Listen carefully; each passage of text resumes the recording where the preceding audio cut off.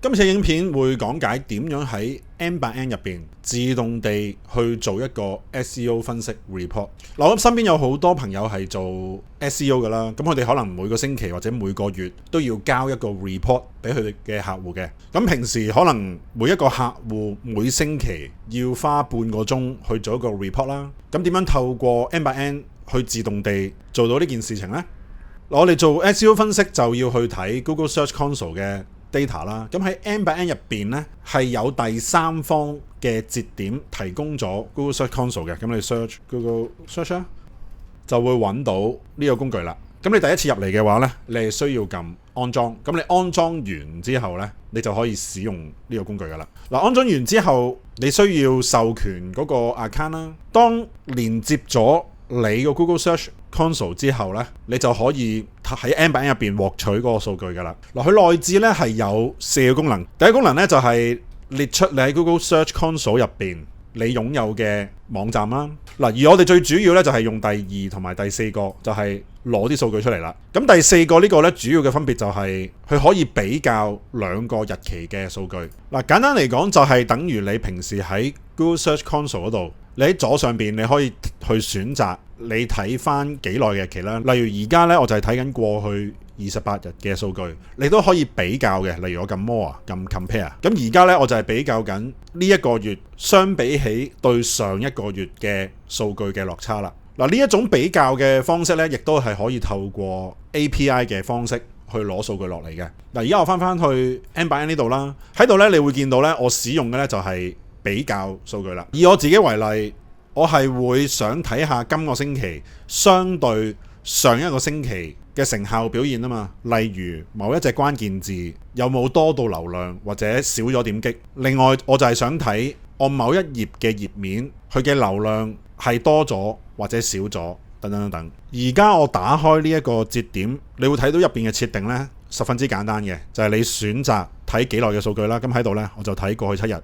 然之後呢，我選擇 compare 呢，就係對上嗰7日，即係 previous period 啦。咁佢上限呢係可以攞25,000行嘅資料出嚟嘅。咁我要睇嘅數據就係嚟自於我網頁嘅數據啦。嗱，dimension 啦，我使用嘅呢就係 page 同埋 query， 即係數據呢係包含啲人係 search 邊一個 keyword 揾到我嘅網站，同埋入咗去我網站嘅邊一頁度啦。嗱，咁我而家試下去 execute 啦。嗱，喺度咧，你會見到佢回傳咗665行嘅資料。咁其中一個資料咧，就係有人 search 雅石啦。咁基於雅石呢個 keyword 佢出現嘅頁面咧，就係 About Us 嗰頁啦。咁 click A 同埋 click B 係咩咧 ？A 咧就係最近嗰7日 ，click B 咧 B 即係再對前嗰7日啦。所以今個星期有3個 click， 對上個星期都係3個 click， 所以比較起嚟咧個落差咧就係0啦，冇分別啦。咁之後咧就係睇 impression A 同埋 impression B 啦。咁嗰個曝光嘅落差咧就係增加咗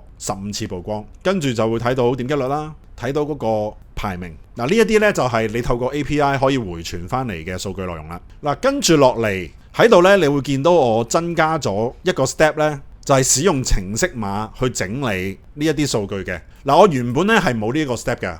我原本咧係直接將啲數據直接交俾 AI 去分析，但我發現咧呢一啲數據太多啦。嗱，我甚至乎咧係使用 XAI 嘅 Grok 呢一個模型。嗱，Grok 呢個模型咧係市場上接受到最多文字嘅一個 AI，佢嘅上限咧係200萬 token 嘅，即係大概係200萬字。但係我發現咧有啲時候佢都會超出咗200萬 token 嘅上限。嗱，所以咧我先增加一個 step 咧，去整理嘅數據嘅。嗱，有做過 SEO 嘅朋友都知道啦，你同一頁係有機會俾唔同嘅 keywords 都揾到噶嘛。但係咧喺 API 回傳翻嚟嘅數據嘅時候咧，佢唔會同你整理咗嘅。嗱，所以咧我透過呢個 step 咧就係先整理好啲數據啦。例如我先將唔同嘅 keyword 但係入去同一版嘅數據咧，先整理咗先，即係將嗰啲點擊啊同埋嗰個曝光次數咧先加埋咗，然之後咧就得出咗右手邊呢一個整理好嘅數據啦。例如咧，佢計咗 total 嘅曝光次數幾多啊 ，total 嘅點擊次數幾多，同埋咧喺度咧係預備好個數據俾 LLM 去分析嘅。例如咧，我其中一個分析咧叫做 Big Mover， 即係跳動得最大嘅一個關鍵字。咁喺度咧，佢就揾到呢一隻關鍵字個曝光個落差呢，就係95嘅。除咗會計算最大嘅進步，亦都會計算最大嘅退步。例如喺度呢，佢會睇到呢一個頁面嗰個點擊次數係少咗嘅。然之後呢，我先將呢一個整理好嘅數據再交俾 AI 去進行分析啦。呢一個呢，就係我俾佢嘅指示啦。佢係要做6樣嘢嘅。咁第一樣嘢就係俾一個 overview 啦。第二同第3樣嘢呢，就係分析跳動最大嘅關鍵字同埋跳動最大嘅頁面。第4樣嘢呢，就係分析一下當中有冇啲關鍵字係爭少少可以上到第一版嘅。第5個呢，就係分析邊一個頁面係需要優先進行處理啦。第6個呢，就係叫佢俾一個建議嘅行動方案，同埋佢係需要適當地使用 table 嘅格式去顯示嘅。嗱，其實成個流程呢，係得3個 step 嘅啫，唔算係好複雜。跟住落嚟咧，測試一下啦。咁喺6-7年前咧，我係有幫呢位朋友咧去做一啲 marketing 嘅顧問，幫佢建立成個 marketing funnel。咁其中一部分咧就係做一啲 SEO 嘢嘅。咁我問咗佢意見咧，佢話佢唔介意攞佢網站嘅 SEO data 嚟做一個案例分析。咁喺我呢個示範入邊咧，我係透過 MCP 連接到落去 ChatGPT 度嘅。所以我可以喺我個 ChatGPT 入邊隨時打字同佢講，就攞到分析，或者我將呢個 MCP 分享俾我呢位朋友，咁我呢位朋友呢，亦都可以喺佢自己嘅 ChatGPT 度呢，隨時攞到佢嗰個網站分析報告啦。由於呢，我喺之前嘅影片呢已經介紹過點樣喺 ChatGPT 入邊連接 MCP， 今次呢唔太深入去解釋啦。簡單啲嚟講呢，就係點擊左下角撳 Settings 去 Apps and Collection 呢度呢，我就可以建立一個MCP 嘅連接。咁喺度呢，你會見到我已經係連咗我嗰個 N/N 嘅流程啦。然之後呢，我就開新對話，撳加號喺度呢，我就選擇我呢一個嘅 N/N。然之後呢，就打字同佢講，就係 provide SEO report 啦。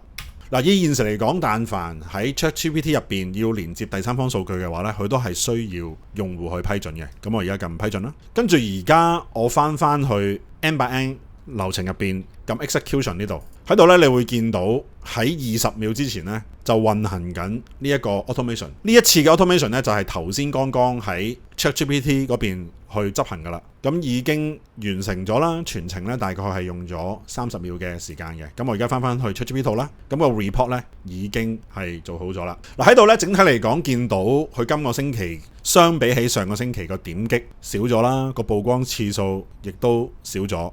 跟住睇下一啲 keywords 嘅變化啦。其實嗰個數字變化好少嘅，只不過咧係相差個位數嘅點擊數字。咁跟住就係睇嗰個頁面嘅變化啦。同樣地咧，嗰個落差唔算係好大嘅，但係咧喺度見到咧，當中有一篇文章係講扣稅年金嗰個曝光次數咧就少咗好多啦。跟住睇下一啲機會啦。咁喺度咧，佢揀咗第一個咧就係年金扣稅呢一隻字咧，佢而家排名咧係9.1嘅。咁佢就話稍為整翻好少少咧，就可以有機會再推翻高少少啦。另外就係年金壞處、平安紙樣本呢啲字咧，全部咧都係爭少少先上到去第一頁度嘅，所以呢幾隻字咧就可以優先去處理咗佢先啦。最後咧就係俾一個行動方案佢啦。咁 P1 咧就係優先要處理嘅。當然每個人分析 SEO 嘅方法都會有啲唔同嘅。咁你係可以進入翻去呢個 AI agent 入邊去修改你嗰個 prompt， 從而令到佢做到唔同嘅分析啦。呢一個 N/N 嘅自動化流程嘅 template 呢，我都會免費分享俾嚟緊參加我哋課堂嘅學員嘅。我哋今年內仲有最後2次嘅課程，11月29號就係 N/N 落地應用工作坊啦，而喺12月6號就係我哋今年最後一個課程，就係叫做進階營銷策略及 AI 內容自動化工作坊。呢個工作坊呢，亦都係我哋 OMP 10週年特別舉辦嘅一個課程嚟嘅，只會舉辦1次嘅啫。喺呢個課程入邊呢，我會總結咗我過去10年最核心嘅進階營銷策略，當中呢係會學習到點樣配合 AI 嘅工具去做到分析同埋內容營銷自動化嘅。呢一個課程係會有一個10週年學員優惠，但凡過去10年有參加過我哋任何3小時或者以上課程嘅朋友呢，都可以獲得1000蚊嘅優惠。過去冇參加過都唔緊要。嗱，如果你參加早一個星期舉辦嘅 N/N 工作坊嘅話呢，你亦都可以獲得1000蚊嘅優惠啦，去參加呢一個嘅 marketing 工作坊。如果要索取優惠，歡迎去我哋嘅 Facebook page 聯絡。如果想了解更多課程內容嘅詳情嘅話呢，歡迎點擊影片下邊嘅連結。我哋下條影片再見。